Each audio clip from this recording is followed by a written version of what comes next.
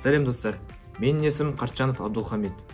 Мен Маңғыстау облысы Түпқараған ауданы Сайын Шапағатов ауылы Ғұбайдолла Айдаров атындағы нөмір 1 мектеп лицейінің 11 сынып оқушысымын.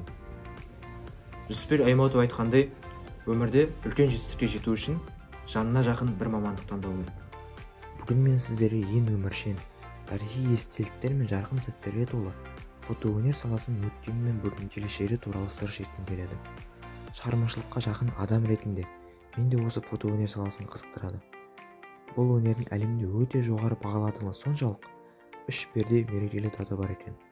17 шілде фотографтар күні болса, 19 тамыз фотография, 5 қараша ескі фотографияларды қарау күні деп белгіленген. Сонымен тарих керуенінің қас-қағым сәттерін әсем суреттейтін бұл фотоөнер саласы қалай пайда болды? Нағыз фотографияның пайда болуы 19 ғасырдың бірінші ширегінен басталады. Оның негізін салушы Джозеф Непс. Ол үнемі обскур камерасын жұмыс істеу принципіне зерттеуге қызығушылық танытып зерделеп жүрген. Ол ақ-қара кескіндер алу үшін битум алатын сериялық асфальт сімнен қағаз пайдаланған. Алайда мұндай сурет алу әдісін өзіндік бір қиындығы бар еді. Ол экспозицияға ұзақ уақыттың қажет болуы. Кейде бұл үдеріс бірнеше сағатқа созылатын. Және де адамдардың мұндай уақытта тапжылмай отыруының қиындығының себебінен Непстің алғашқы фотосуреттерін тек өзінің пейзаждары ғана бейнеленген. Қазақстанда фотоөнер 19 ғасырдың екінші жартысынан дами бастады.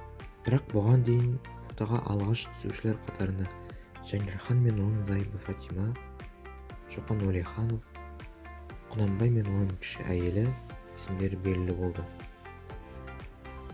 Фотоөнер Қазақстанға арнайы сапармен келген Ресей және де шетел зерттеушілерінің қазақ даласындағы отбасылық және де тұрмыс-тіршілік күйлерін зерттеуде үлкен рөл атқарды.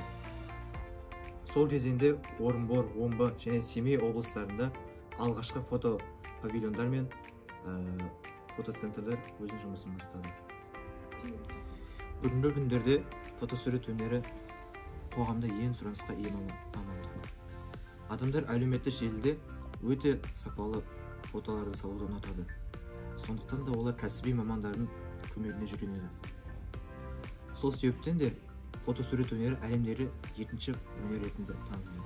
Және де тағы да айта кетерлік нәрсе, бұл қазіргі смартфондардың мүмкіндіктерінің арта түсуі.